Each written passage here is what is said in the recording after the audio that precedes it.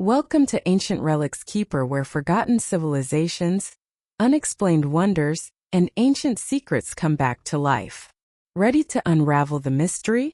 Let's begin the journey. In the sands of ancient Iraq, archaeologists unearthed the remains of the world's first civilization, the Sumerians. On their clay tablets, they told stories of powerful gods who came down from the heavens, called the Anunnaki. But a modern theory asks a radical question. Were these gods really gods at all? Or were they flesh and blood extraterrestrial visitors who created humanity? Before we can entertain the modern radical theory of ancient astronauts and alien creators, we must first travel back to the very dawn of civilization itself. We must journey to a land nestled between two great rivers, the Tigris and the Euphrates, a sun-scorched plain that the ancient Greeks would later call Mesopotamia, the land between the rivers. It is here, in what is now modern-day Iraq, that the first true cities rose from the earth. This was the land of Sumer. The Sumerians were a remarkable and mysterious people. Around 4000 BC, they invented writing, they developed complex mathematics, they charted the stars, they created laws, and they built monumental temples called ziggurats that reached towards the heavens. They were, by all accounts, the inventors of civilization as we know it. And like all ancient peoples, they sought to understand the world around them. They looked at the violent floods of the rivers, the life-giving sun, and the terrifying darkness of the night, and they created a rich and complex tapestry of myths to explain it all. At the very center of this mythology was a group of powerful, awe-inspiring, and often terrifying deities known as the Anunnaki. To understand who the Sumerians believed the Anunnaki to be, we must put aside our modern lens and enter their world, to see the universe through their eyes. The first thing we must understand is the name itself, Anunnaki. In the Sumerian language, the name is a combination of Anu, Na, and Ki. Anu was the name of their supreme deity, the great father of the gods, the god of the heavens. Ki was the word for earth. So the name can be interpreted in a few ways. Mainstream scholars and Sumerologist experts who dedicate their lives to studying these ancient texts generally translate it as princely offspring, or those of royal blood. This is because the Anunnaki were seen as the direct descendants of the sky god, Anu. They were the divine aristocracy, the royal family of the cosmos. Another, more literal, translation is, those who are from heaven and earth, suggesting that these gods had dominion over both the celestial and terrestrial realms. They were not distant, abstract beings. They were intimately connected to the world and its workings. They were the unseen forces that controlled every aspect of Sumerian life. The Anunnaki were not a single monolithic group. They were a pantheon, a complex hierarchy of gods and goddesses, each with their own distinct personalities, responsibilities, and domains. At the very top was the great triad of the most powerful gods. First, there was Anu, the aforementioned god of the heavens. He was the king, the ultimate authority, but he was often a remote and distant figure, residing in the highest celestial realm and not often interfering in the daily affairs of gods or mortals. Below him were his two most important sons, who held direct control over the world. The first was Enlil, whose name means Lord of the Wind or Lord of the Air. Enlil was one of the most powerful and feared gods in the pantheon. He was the god of storms, the air, and the earth itself. He was the one who granted kingship to human rulers, but he was also a temperamental and often harsh deity. It was Enlil who, in the Sumerian version of the Great Flood story, became annoyed by the noise of humanity and decided to wipe them out. He was the enforcer, the god of order, but also of divine wrath. The second son, and in many ways the great rival of Enlil, was Enki. His name means Lord of the Earth, but he was also the god of the Abzu, the vast freshwater ocean that the Sumerians believed existed deep beneath the ground. Enki was the god of wisdom, magic, arts, and crafts. While Enlil was often depicted as stern and punishing, Enki was seen as a clever, cunning, and often compassionate figure. He was a trickster god, But he was also the great benefactor and protector of humanity. In the flood story, it was Enki who took pity on mankind and secretly warned a righteous man named Ziusadra, or Atrahasis in a later version, to build an ark and save himself, thus preserving human life against the wishes of Enlil. This dynamic between the harsh, authoritarian Enlil and the wise, pro-human Enki is a central theme in much of Sumerian mythology. Together, this triad Anu, Enlil, and Enki formed the executive council of the gods. Below them were the other major deities, each with their own critical roles. There was Ninhursag, the great mother goddess, associated with the earth, fertility, and childbirth. There was Nana, the god of the moon, whose sacred city was Uar. There was Utu, the sun god, who was also the god of justice and truth, tasked with seeing all that happened on earth during the day. And there was Inanna, who the later Babylonians would call Ishtar, one of the most complex and compelling figures in the pantheon. She was the goddess of love, beauty, sexuality, and procreation, but she was also the goddess of war and political power. She was a passionate, ambitious, and often ruthless deity, a goddess who was both a creator and a destroyer. These seven gods Anu, Enlil, Enki, Ninhursag, Nana, Utu, and Inanna were considered the seven who decree, the most powerful of the Anunnaki, who made all the major decisions for the cosmos. But the Anunnaki were more numerous than just these seven. There were dozens, perhaps even hundreds, of other lesser deities who served them, each with their own specific function, from the god of beer-making to the patron god of basket weavers. For the Sumerians, the universe was teeming with these divine beings, and humanity lived and breathed at their mercy. They were not abstract theological concepts. They were real, powerful forces that had to be appeased, worshipped, and obeyed every single day. This brings us to the second and most crucial part of the Sumerian mythos, the story of human creation. This tale gives us the clearest picture of how the Sumerians saw their own place in the universe and their relationship with their powerful gods. The most complete version of this story is found in a text known as the Epic of Atrahasis, a later Akkadian Babylonian work that compiled and expanded upon much older Sumerian myths. The story begins in a time before humans existed. In this primordial era, the universe was populated only by the gods. The divine society was divided into two classes: the senior, great gods, the Anunnaki, who were the rulers and decision-makers, and a class of lesser gods, known as the Igigi, who were tasked with doing all the physical labor required to maintain the cosmos. For centuries, the Igigi toiled endlessly. They dug the great rivers, the Tigris and the Euphrates. They dredged the canals to irrigate the land. They piled up the mountains. They farmed the fields to provide food for the Anunnaki. Their work was hard, relentless, and thankless. The epic describes their suffering in vivid detail. For 3,600 years they bore the excess hard work night and day. They groaned and blamed each other. "Let us face up to our foreman. He must take off our heavy burden." The breaking point finally came. The Igigi, exhausted and resentful, decided they would work no more.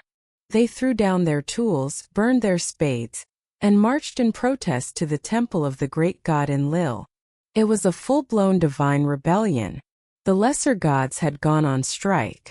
Enlil was furious and terrified. He barred the gates of his temple and sent a messenger to his father, Anu, and his brother, Enki, calling for an emergency council of the great Anunnaki. When the great gods were assembled, they listened to the grievances of the Igigi. They acknowledged that the work was too hard, but the work still had to be done. The cosmos needed to be maintained. What was to be done? This is the moment when the wise god Enki steps forward with a brilliant and fateful idea. He proposes a solution that will solve the labor dispute forever. He says, "Let us create a substitute, a lesser being, a servant of the gods. Let him bear the yoke. Let him carry the toil of the gods." The Anunnaki agree that this is a wonderful plan. They will create a new creature, a worker drone, whose entire purpose will be to take the burden of labor off the shoulders of the Ijiji, so that all the gods can live a life of leisure. This new creature would be called Lulu, which can be translated as man. The creation process itself is a fascinating and deeply symbolic one. It was not a simple act of divine magic. It required raw materials and a specific, almost scientific procedure. Enki instructs the mother goddess Ninhursag, also called Mami in this text, to take on the role of the divine midwife. He tells her to take clay from the Abzu, the freshwater abyss deep within the earth, and to mix it. But clay alone was not enough. The new creature needed a spirit, a spark of intelligence, a divine component. To achieve this, the Anunnaki make a decision. They seize one of the gods who was the ringleader of the Ijiji rebellion, a god named Wiilu, and they slay him. They then take his blood and his flesh and intelligence, and mix it into the clay. This is a crucial detail. Humanity was not made just from humble earth. It was made from a mixture of terrestrial clay and divine blood. We were created with the piece of a god inside of us. This explains in the Sumerian mind the duality of human nature. Our physical bodies are tied to the earth, but our spirit, our intelligence, our ability to think and create, is a gift or a remnant of the divine. After the clay was mixed, the mother goddess pinched off 14 pieces. She placed 7 on her right and 7 on her left, and from these pieces, the first 7 men and 7 women were born. Humanity had been created. This creation story leads directly to the third and final aspect of the Anunnaki myth: the explicit and unwavering role assigned to humanity. From the moment of our creation, our purpose was not our own. It was simple, clear, and non-negotiable: to be the slaves of the gods. The texts are unambiguous about this. The newly created humans were immediately put to work. They took up the spades and baskets that the Ijiji had thrown down. They dug the canals, they tilled the fields, they herded the sheep, and they built the cities. They provided a constant supply of food, beer, and other offerings to feed the gods. They constructed the great ziggurats, which were not just places of worship, but were seen as the literal physical homes of the gods on earth. The Sumerians believed that the statue of a god in a temple was not just a symbol. The god's spirit actually inhabited it. Therefore, the daily temple ritual was not just a prayer service. It was the act of waking, washing, dressing, and feeding the god. Humanity was the servant class for a divine aristocracy. This relationship defined the entire Sumerian worldview. It explains why their religion was so focused on appeasement and service. Life in Mesopotamia was hard. The rivers could bring life-giving water, but they could also bring catastrophic, unpredictable floods. The sun could ripen the crops, but it could also bring scorching drought. The Sumerians saw these events not as random acts of nature, but as direct expressions of the moods of the Anunnaki. If the gods were happy, the harvest would be bountiful. If they were angry, a flood or a plague could wipe out a city.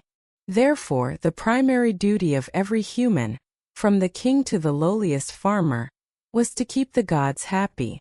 This was done through constant prayer, elaborate rituals, and most importantly, the sacrificial offerings that provided the gods with their sustenance.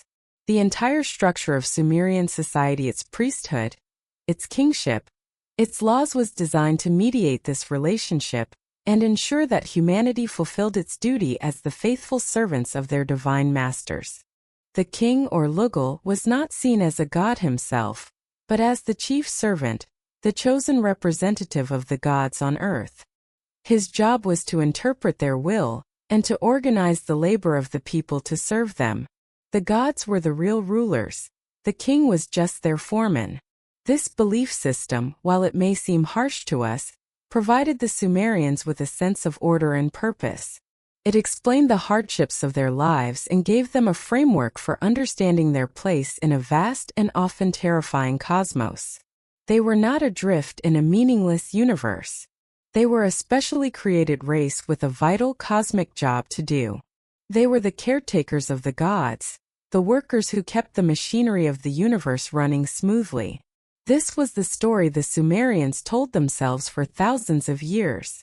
It was a story of powerful celestial beings who were deeply and directly involved in the creation and supervision of the human race. They were not distant, abstract deities. They were the Anunnaki, the divine kings, the cosmic engineers, the creators of humanity, and above all, our eternal masters.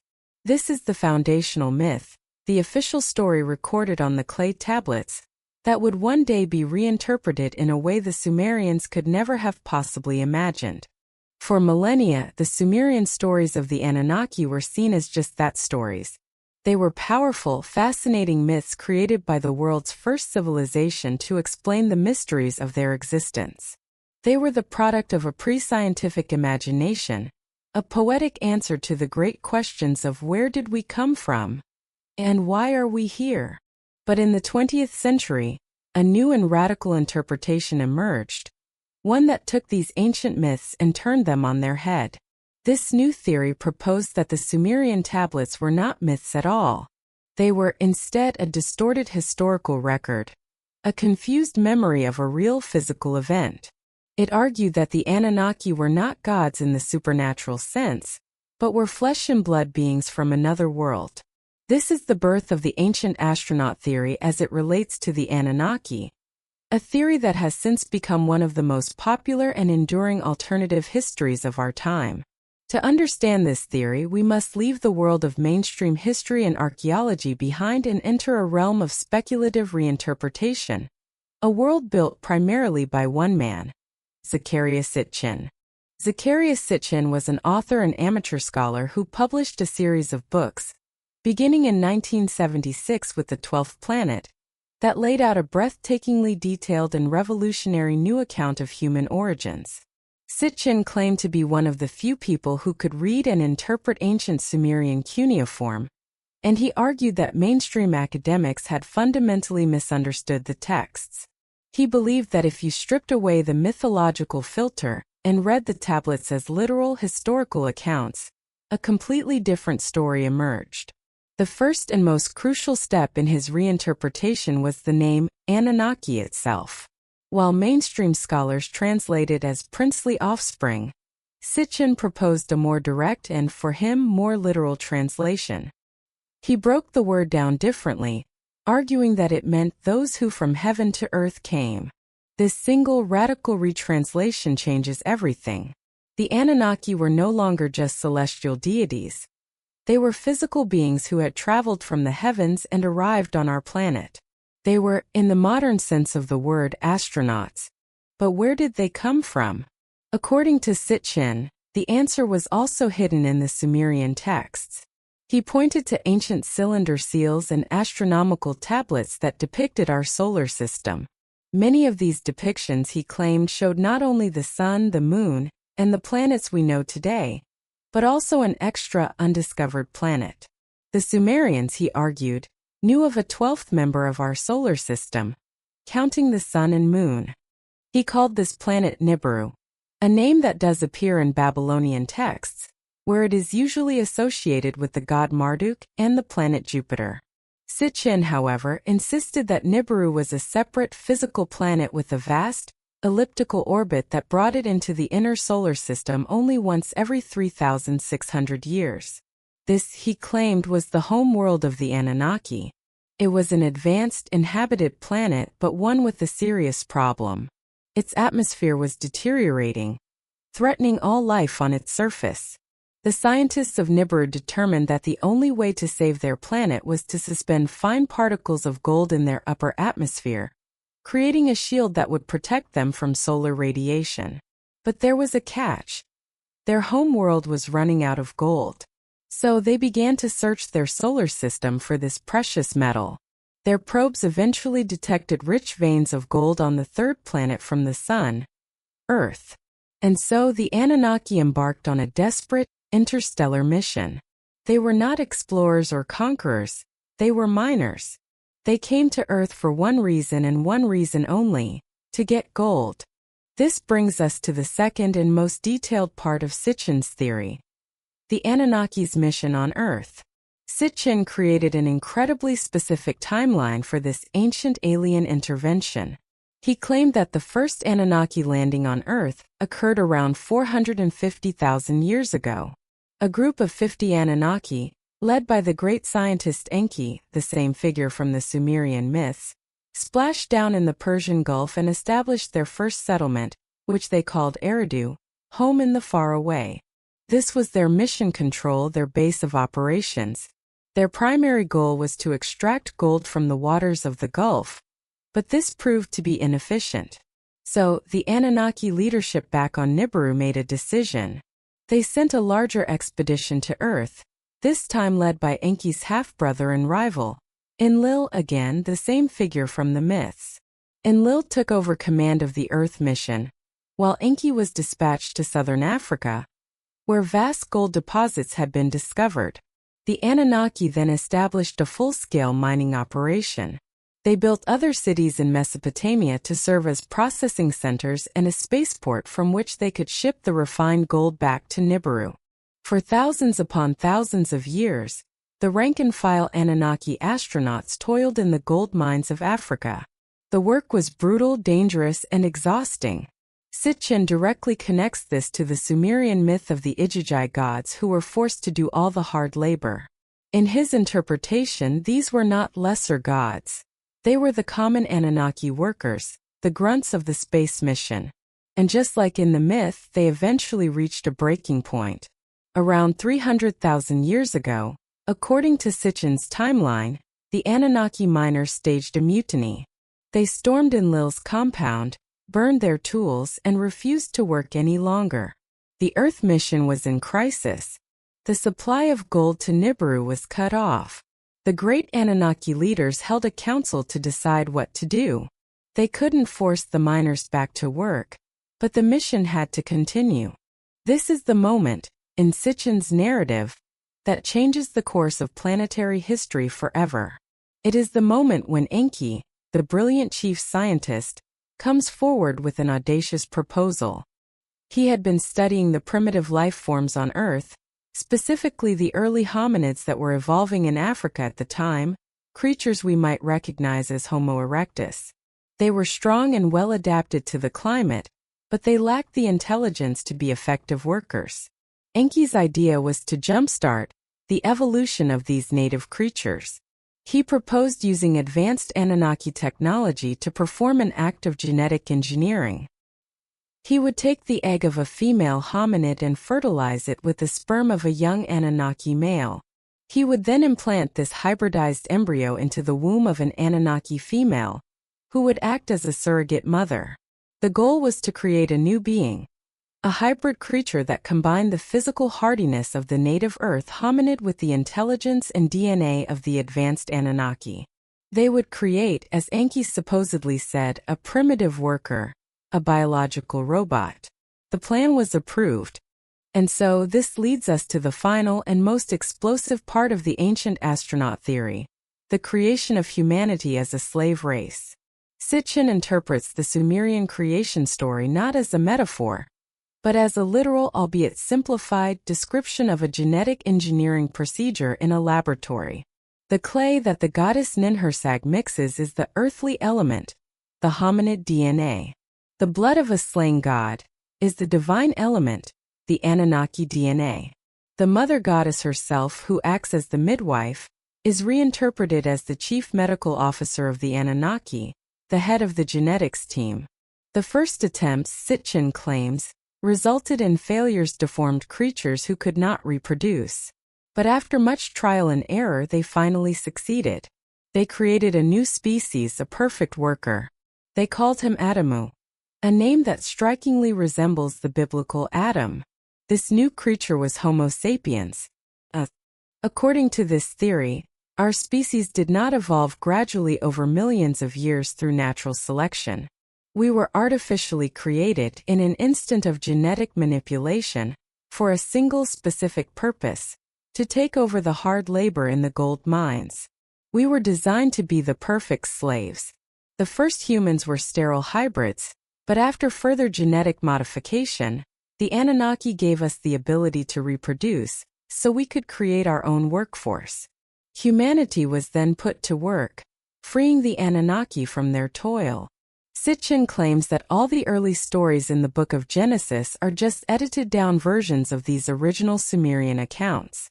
The Garden of Eden was not a mythical paradise. It was the enclosed bioengineered compound where the first humans were created.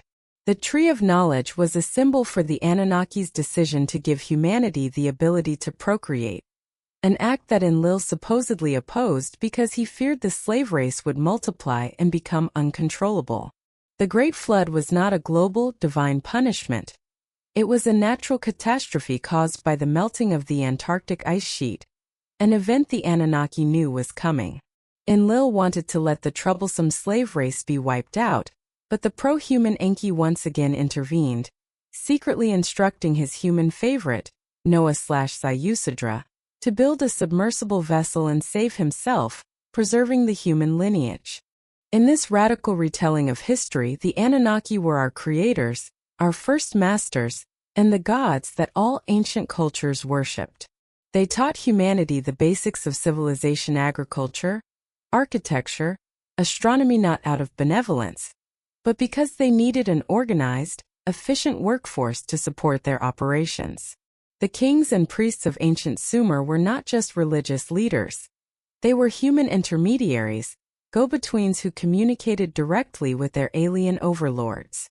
The temples were not just places of worship. They were command centers and residences for the Anunnaki who remained on Earth. The whole structure of human society was a reflection of the Anunnaki hierarchy. This theory provides an alternative explanation for everything. The sudden explosion of Sumerian civilization? It was a gift from the aliens. The advanced astronomical knowledge of ancient peoples? It was taught to them by the Anunnaki. The giant megalithic structures found around the world, like the pyramids and Stonehenge, they were built either by the Anunnaki themselves or by humans using advanced alien technology. The legends of gods coming down from the sky, of flying chariots, and of epic battles in the heavens, found in cultures all over the world, are all seen as the fragmented memories of our real physical interactions with these powerful visitors from another planet. The ancient astronaut theory, as pioneered by Sitchin, is a complete, all-encompassing narrative. It takes the mysteries of the ancient world, the gaps in our knowledge, the seemingly advanced technology, the universal myths, and provides a single unified answer to all of them. It recasts humanity not as the pinnacle of natural evolution on our planet, but as a genetically engineered hybrid, a species with a secret, alien heritage, created for servitude. It is a story that is both epic in its scale and deeply unsettling in its implications. It suggests that our history is a lie, our religions are a misunderstanding, and our very DNA contains a secret that has been kept from us for hundreds of thousands of years. It is this powerful all-in-one explanation, this secret history of the human race, that has made the theory of the Anunnaki alien visitors so incredibly popular and enduring, capturing the imaginations of millions around the world and challenging the very foundations of what we believe we know about our past. The ancient astronaut theory, as applied to the Anunnaki, presents a breathtaking and all-encompassing vision of our past. It's a story of alien miners, genetic engineering, and a secret history that has been deliberately hidden from us for millennia. It's a narrative that feels epic, complete, and for many deeply compelling. It takes the disparate mysteries of the ancient world and ties them all together with a single elegant thread. But now we must step back from the dizzying heights of speculative fiction and plant our feet firmly on the ground of academic and scientific inquiry. It is time to ask a critical question. What do the experts say? What is the verdict of the historians, the archaeologists, the linguists, and the scientists who have dedicated their lives to studying the ancient world and the origins of our species? When we turn to these experts, the grand, intricate edifice of the Anunnaki alien theory begins to look less like a hidden history and more like a modern myth. The historian's verdict is not a mystery. It is a clear, consistent, and multifaceted refutation of the theory, based on three fundamental problems: the problem of translation, the problem of evidence, and the problem of interpretation. The first and most foundational problem lies at the very heart of Zecharia Sitchin's work. His translation of the ancient Sumerian texts. Sitchin's entire theory rests on his claim that he was able to read the cuneiform tablets, and that he discovered a hidden, literal meaning that all other scholars had missed. He presented himself as a maverick, a lone genius who had cracked a code that the academic establishment was too blind or too stubborn to see. The reality, however, is that his translations are almost universally rejected by the global community of professional Sumerologists and Assyriologists. These are the men and women who have spent decades mastering one of the most difficult and complex language systems ever created. Their verdict on Sitchin's work is not just one of disagreement, it is one of outright dismissal. Let's start with the name that started it all, Anunnaki. Sitchin's translation, "Those who from heaven to earth came," is dramatic and essential to his entire narrative. But according to virtually every expert in the Sumerian language, this translation is incorrect. As we discussed, the name is understood by scholars to mean princely offspring, or those of royal blood, signifying their divine lineage from the sky god Anu. The components of the word do not grammatically support Sitchin's interpretation. He takes a creative, poetic license with the language that is not backed up by the established rules of Sumerian grammar and syntax. Similarly, his claims about the planet Nibiru are seen as a gross misreading of the texts. The name Nibiru does appear in Mesopotamian astronomical texts, particularly the Babylonian creation epic, the Enuma Elish. However, in these texts, Nibiru is not a mysterious 12th planet. It is a name that is explicitly associated with the planet Jupiter, or sometimes Mercury, in its role as the highest point in the sky at the solstice. It is a celestial location or a specific star, not a rogue planet on a 3,600-year orbit. Sitchin took a known astronomical term and assigned it a completely new, sensational meaning to fit his theory, a meaning that has no basis in the original texts. This pattern of misinterpretation runs through all of his work. Scholars who have reviewed his books point to countless examples where he takes a Sumerian word, isolates it from its context, and assigns it a modern technological meaning that would have been alien to the Sumerians. For example, the Sumerian word mu is often used in the texts. Sitchin frequently translates this word as sky chamber or rocket ship. However, linguists know that mu has several meanings depending on context, the most common of which are name, line of text, or year.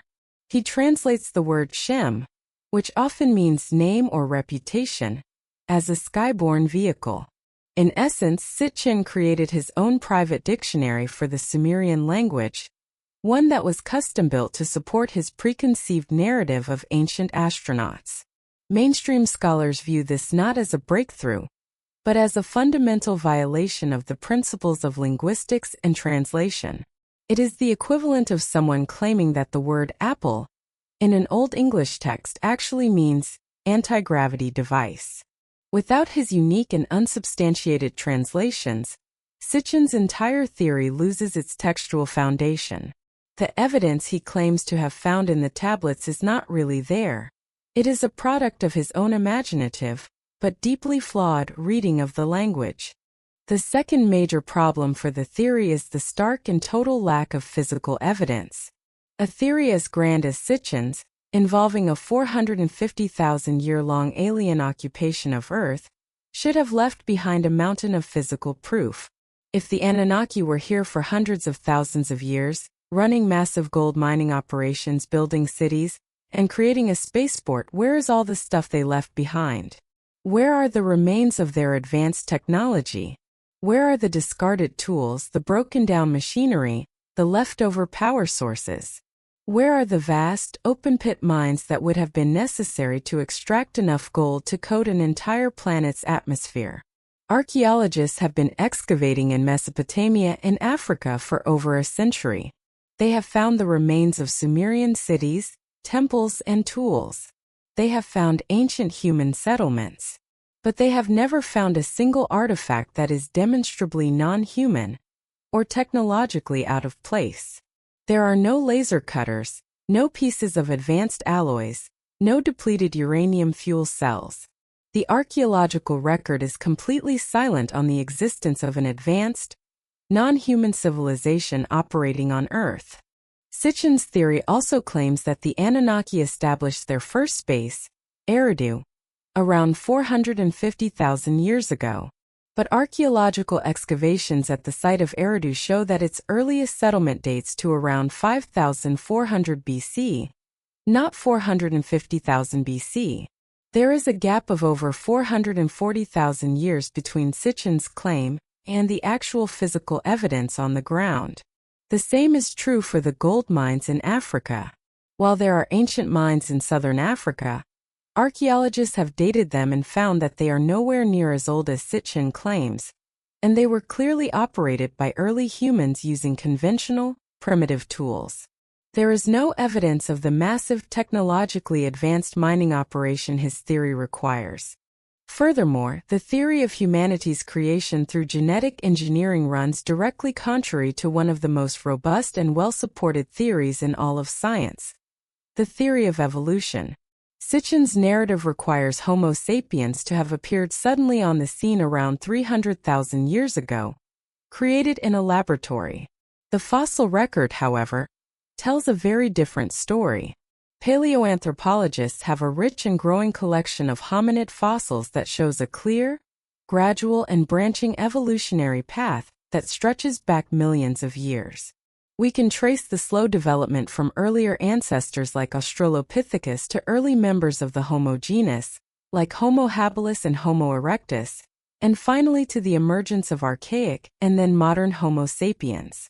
There is no sudden jump, no inexplicable appearance of a new species out of nowhere.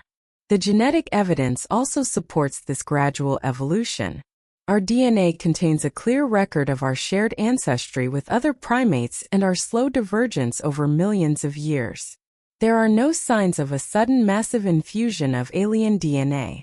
The scientific consensus is overwhelming. Humans are the product of natural evolution on Earth, not the result of an extraterrestrial genetic experiment. To believe Sitchin's theory, you would have to disregard the entirety of modern biology, genetics, and paleoanthropology. This brings us to the third and final problem, the problem of interpretation. This is, in many ways, the most important point because it goes to the very heart of how we should approach the stories and beliefs of ancient peoples. The ancient astronaut theory makes a fundamental mistake. It takes the myths literally.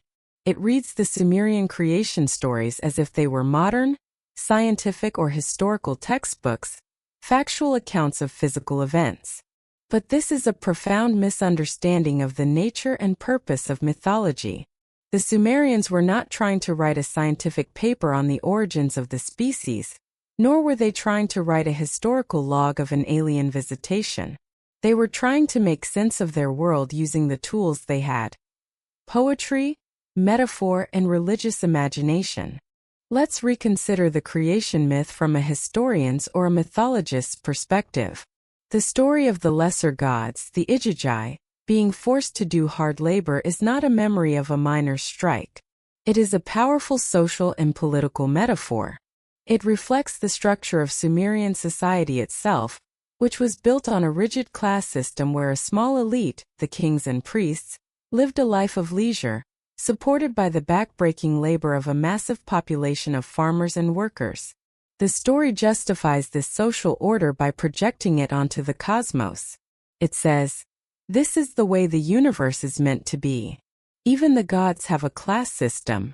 Your labor is not just for the king. It is a sacred duty that maintains the cosmic order." Similarly, the story of humanity being created from clay is not a confused memory of a laboratory procedure. It is a universal mythological motif found in cultures all over the world. The idea that humans are intimately connected to the earth from which they draw their sustenance is a powerful and natural one. The detail of mixing the clay with the blood of a slain god is also deeply symbolic. It is a way of explaining the contradictory nature of humanity. Why are we capable of such great creativity and intelligence, the divine part, but also so mortal, frail, and prone to suffering, the earthly part? The myth provides a poetic answer. We are a hybrid of God and clay. It is a story about our inner nature, not our genetic origins. Even the story of the Great Flood, which Sitchin claims was a specific, predictable event, is better understood as a mythological response to the environment of Mesopotamia. The Tigris and Euphrates rivers were incredibly unpredictable. They could bring devastating flash floods that could wipe out an entire city with little warning. For the people living there, these floods would have seemed like cosmic, world-ending events. It is entirely natural that they would create stories of a great, divine flood to explain these terrifying and traumatic experiences. They were not recording a specific geological event. They were processing their collective fear of the chaotic and powerful forces of nature that governed their lives. By taking these stories literally, the ancient astronaut theory strips them of their real meaning and their cultural significance. It commits an act of what academics call presentism, imposing our modern technological worldview onto an ancient culture that thought in very different terms. The Sumerians did not think in terms of aliens, spaceships, and DNA. They thought in terms of gods, spirits, magic, and divine will. To reinterpret their gods as astronauts is to misunderstand their entire way of being. It is to take their profound attempts to grapple with the human condition and reduce them to a simple sci-fi plot. In the end, the historian's verdict is clear. The Anunnaki were not ancient astronauts. They were the gods of the Sumerian pantheon, the powerful, awe-inspiring, and often terrifying deities that the people of the world's first civilization created to make sense of their world. The theory of their alien origin is a modern myth, not an ancient one. It tells us far more about our own 20th and 21st century anxieties and fascinations, our obsession with technology, our suspicion of authority, our desire for a secret history than it does about the actual beliefs of the ancient Sumerians. The real mystery of the Anunnaki is not whether they came from another planet. The real mystery is how a civilization, born at the very dawn of human history, could have produced such a rich, complex, and enduring mythology, a mythology so powerful that it continues to inspire new stories, new theories, and new debates even 5,000 years later. The Anunnaki story presents us with the choice between two powerful narratives. One is of an ancient people creating profound myths to understand their world. The other is of a secret history of our own creation at the hands of alien masters. While science and history firmly stand on one side, the epic scale of the ancient astronaut theory ensures that the Anunnaki will forever remain mysterious figures, hovering between the heavens of mythology and the cosmos of science fiction. If the past still whispers to you, don't forget to like, share, and subscribe. Ancient Relics Keeper, because some mysteries were never meant to be buried.